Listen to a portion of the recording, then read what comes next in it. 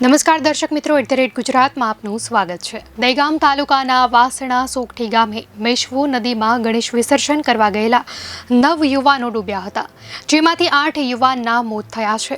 દહેગામના વાસણા ગામના યુવાનો ડૂબ્યા તે પહેલાનો વિડીયો સામે આવ્યો છે। શું છે સમગ્ર માહિતી, આવો જાણીએ। દહેગામ તાલુકાના વાસણા સોગઠી ગામ નજીકથી પસાર થતી મેશ્વો નદીમાં ગણેશ વિસર્જન સમયે ડૂબી જવાથી 8 લોકોના મોત નીપજ્યા છે। 8 વ્યક્તિના મોત થયા હોવાની કરુણાંતિકા સર્જાતા સમગ્ર પંથકમાં અરેરાટી વ્યાપી ગઈ છે। બનાવની જાણ થતાં મૃતક યુવાનોના પરિવારોમાં આક્રંદ છવાયો ગયો છે। ગણેશ વિસર્જન કરતા સમયે મોટી સંખ્યામાં લોકો એકઠા થયા હતા, ત્યારે નદીમાં ઉતરેલા 9 વ્યક્તિઓ ઊંડા પાણીમાં ડૂબવા લાગ્યા। કિનારે ઊભેલા લોકોએ ભારે બુમરાણ મચાવી દીધી હતી। બનાવની જાણ થતાં દહેગામ ફાયર બ્રિગેડની ટીમ અને સ્થાનિક તરવૈયાઓની ટીમ ઘટના સ્થળે પહોંચી ગઈ હતી, ત્યારે ભારે જહેમત બાદ 8 વ્યક્તિની લાશ બહાર કઢાઈ હતી, જ્યારે એક ડૂબતા યુવાનને બચાવી લેવાયો હતો અને 5 મૃતદેહને દહેગામના સરકારી દવાખાના ખાતે અને 3 મૃતદેહને રખિયાલ ખાતેના સરકારી દવાખાને પોસ્ટમોર્ટમ અર્થે લઈ જવામાં આવ્યા હતા। મેશ્વો નદીમાં ડૂબેલા 8 લોકોની આજે અંતિમ યાત્રા નીકળતા આખા સોગઠી ગામમાં ગમગીની ભર્યો માહોલ છવાયો છે।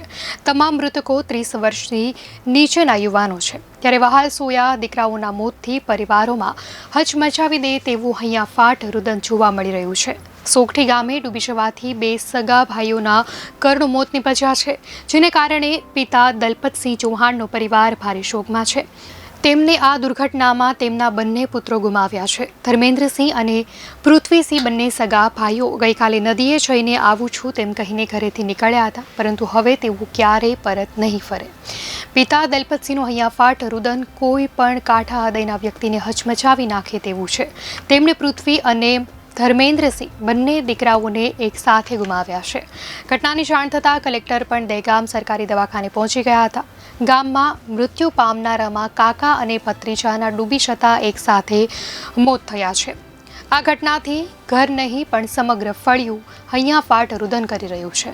આ દુર્ઘટના બાદ પ્રધાનમંત્રી નરેન્દ્ર મોદીએ પણ શોક વ્યક્ત કરતા ટ્વીટ કર્યું હતું કે ગુજરાતના દહેગામ તાલુકામાં ડૂબી જવાની ઘટનામાં થયેલ જાનહાનિના સમાચારથી અત્યંત દુઃખ થયું। આ દુર્ઘટનામાં જેમણે પોતાના સ્વજનોને ગુમાવ્યા છે એ સૌ પરિવારો સાથે મારી સંવેદના વ્યક્ત કરું છું।